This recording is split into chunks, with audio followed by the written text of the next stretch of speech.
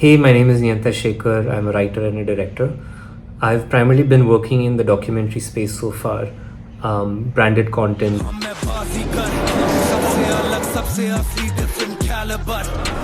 long format for streamers. पहलवान का मतलब समाज का पहला इंसान है, एक सादगी का प्रतीक है.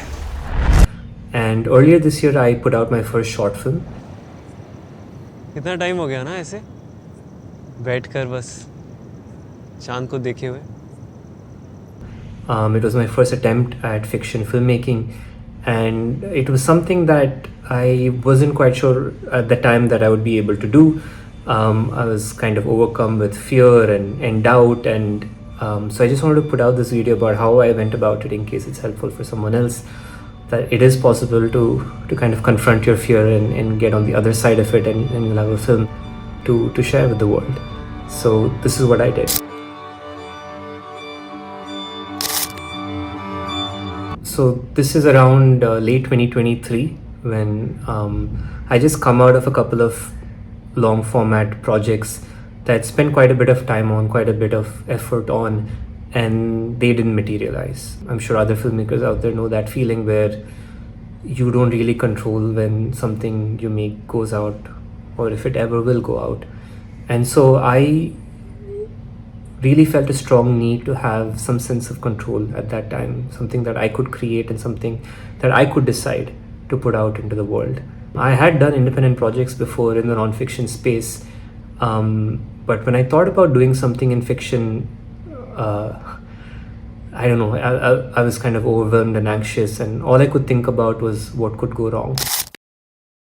So I took a story from my archives, in a sense. I had written something and put it up on Instagram. It was basically a romantic and a cynic arguing about the moon, and it had gotten some love on Instagram. So I was like, what if I take this very simple story and make a very simple film, a micro short? And the next thing I did was that I reached out to my friend Tanvi Gandhi, who is a filmmaker who's done a lot of indie work apart from the amazing advertising work that she does. And she immediately was like, yeah, you can do it. This is how you do it. And what she did was she basically put together a calendar for me, which if I followed, I would have a short film at the end of it.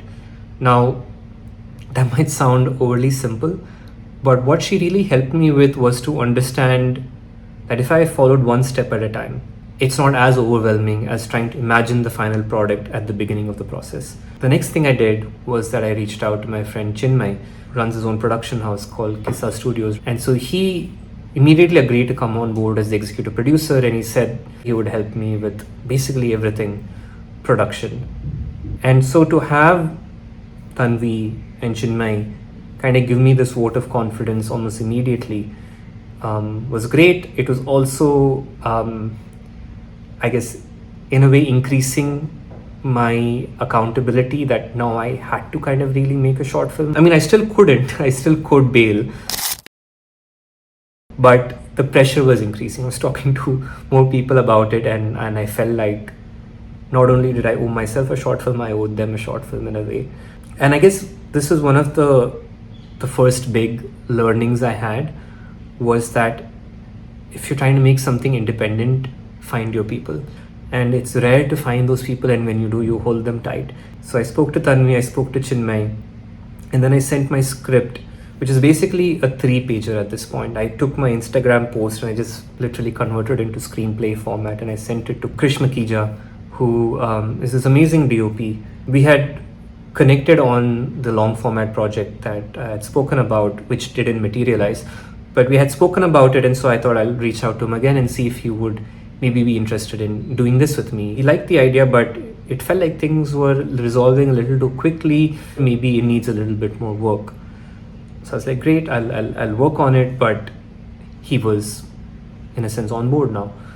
And Chinmay, who was going to EP this, he comes from Delhi. He comes from a theater network there. So he essentially connected me to my 2 actors, Pranjal and Lakshveer, who played the 2 leading parts in the film.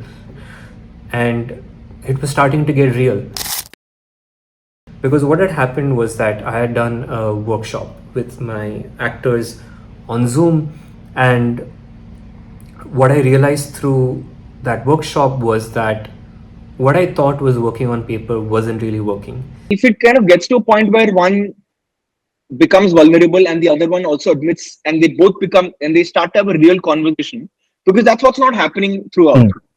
And I feel like if through the medium of Moon, if it gets to that, all of this eventually boils down to what is the ultimate feeling? And I think that's the part that's, if figured out, answers all of these other questions. And one of the recurring questions I was getting from different people who were reading the script was, what do you really want to tell here? I'm not quite sure what you're going for. And where my actors really helped me was that because they were thinking so much from the point of view of their characters, they had a lot of questions. They wanted to know why their characters would say certain things, why would they do certain things, what was their backstory. And I had kind of put some stuff down here, but I realized that I needed to do a lot more. And there was something that Pranjal said in one of the workshops that really resonated with me. I mean, for me, it's not about these two particular specific people, but the two nazariya, a poet and a realist, or a romantic or a realist, and these are two perspectives which can keep switching in the same person also. And suddenly I was like, hold on. What if I started looking at these two characters as two parts of myself? The romantic who I used to be, and the more, I wouldn't say cynic, but battle weary, tired, a bit traumatized, no longer looking up at the moon. What if this became a conversation between these two aspects of myself, between who I am today and my younger version, who I was? I had kind of reached that point in my career where I'd seen a few lows, and I felt like this kind of wide-eyed, I guess slightly naive, innocent, curious filmmaker who had started on this journey had kind of faded away over time with the pressures of freelancing, with the pressures of making rent in Mumbai, and all of the other problems that come with being a professional freelancer. And rather than just a banter between a romantic and a cynic, I started putting myself in the shoes of both these characters. Suddenly I could start creating a much richer backstory to these characters. All of a sudden, I felt like I had a point of view. I felt like I had something to say. And so when the next time I went for a workshop with my actors, I could answer their questions with more clarity. I'm not a native Hindi speaker. I'm from Chennai. And so what I did was I wrote my script in English. And then I worked with a friend of mine, Karan Rana, who helped me kind of rewrite it in Hindi. And then I kind of let the actors say it the way they wanted to say it. So that kind of written feeling would go away and it would feel more organic and natural. And both Lakshveer and Pranjal were fantastic at this. So, that was kind of how the script came together. And finally, in terms of shooting it, we had to find a terrace that would kind of have this open view of the sky where we could kind of, in VFX, put a moon in there. And I had kind of written the story imagining the terraces of Chennai where you could kind of go up on the water tank and you would have this kind of like unobstructed view of the sky. I didn't quite realize that Mumbai didn't quite have that, at least the places I saw. Again, going back to how your friends kind of make this possible for you, I reached out to my friend Nihar and we basically shot on the terrace of a factory that his father runs, and we had our location. Now I had planned this as a one-day shoot because I thought it was a 3-page screenplay. It had become 11 pages by the end of this process, but I still only had one day because that's what I had budgeted for. And people often say 5 to 6 pages roughly is a good count for a day of shoot. Clearly I was almost double that. Halfway through the shoot day, it's 2 a.m. in the morning, it's a night shoot of course, and we had only gotten to 2 or 3 pages, and Krish was very clear that beyond 6 a.m. or so the sky would break and we would have to stop shooting. So I started to panic, but this is where another thing really helped me out. because it was my first attempt at a fiction short film, I really wanted to work with people who were more experienced than me. So Krish was far more experienced than me when it came to fiction. My two actors, Pranjal and Lakshveer, were more experienced than me. Krish was like, all right, let's cut down the number of shots we had planned and let's try and hold one shot for longer and let's get through the conversation. तूने कभी चांद को देखा है वही कर रहा हूँ गूगल पे तू पागल है And Lakshveer and Pranjal, I guess maybe this is their theater training, they were just able to go through pages and pages of dialogue without a break. And so we were able to kind of strip down our approach for the rest of the shoot, and we just barely made it. There was one shot that I desperately wanted to take. Like, we wanted to do this kind of persona shot, but the sky just broke. But the good thing was that we had completed the film. We call cut, we call pack up, and then suddenly I was like, wow, I've just made a short film. And it was this really incredible feeling that I genuinely didn't think I would. I genuinely didn't believe that I could get to this point.